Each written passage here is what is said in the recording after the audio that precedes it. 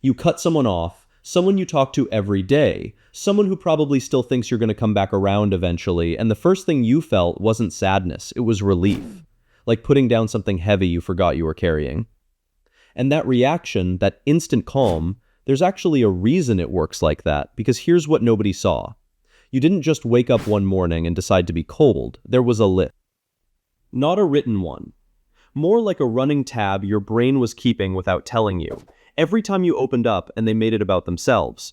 Every time you set a boundary and watched them walk right through it. Every time you tried to explain how something hurt and they hit you with, "You're being too sensitive." It all went somewhere. And the whole time on the outside nothing changed. You were still showing up, still answering the texts, still making plans. They had no idea there was a full trial happening behind your face.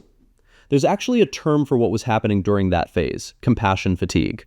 It's what happens when someone absorbs too much of other people's weight, gives too many chances until their capacity to care literally runs out.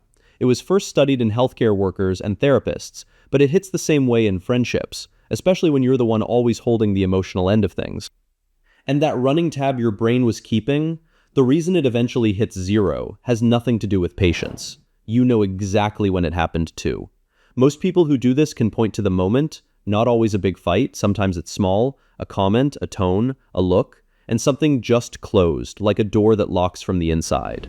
Yesterday you were making excuses for them, today you genuinely don't care if you ever hear from them again.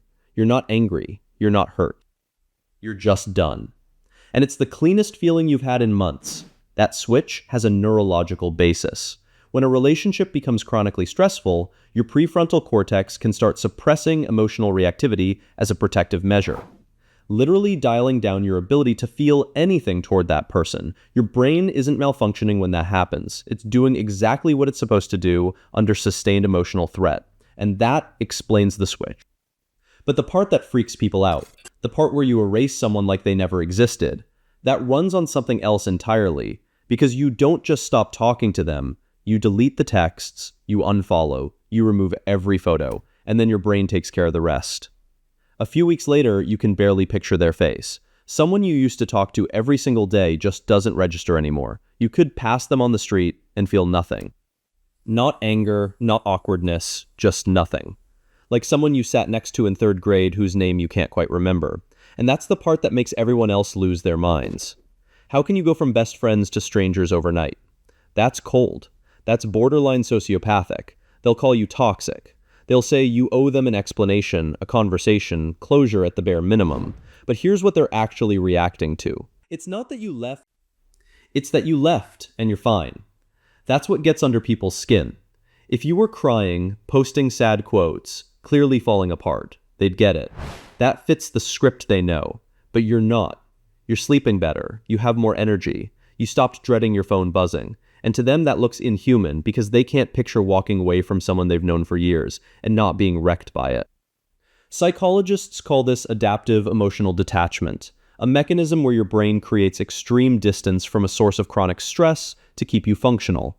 I'll be honest, not every version of this serves you. Sometimes the switch flips on people who deserved one more conversation, but most of the time, by the time your brain pulls that lever, the conversation already happened, 12 times internally, and nobody showed up. And that guilt everyone thinks you should be carrying? The reason it never arrives says more about the friendship than it does about you. Because you keep waiting for it. You keep checking in with yourself. Shouldn't I feel bad? Shouldn't I miss them? Shouldn't there be something? And weeks go by. Months. Nothing comes. Because your brain already processed the loss in real time during all those months when you were still there, still trying, still giving chances nobody noticed. By the time you actually walked away, the grieving was already done. You just hadn't made it official yet. So that relief you felt, the one that hit the second you stopped trying, your brain made that decision a long time ago. You just finally caught up to it. You didn't lose a friend. You just stopped pretending you still had one. And if you've ever wondered why the people you cut off always seem shocked, like they genuinely never saw it coming, there's a whole psychology behind why they literally couldn't. Like and subscribe if you want that one next.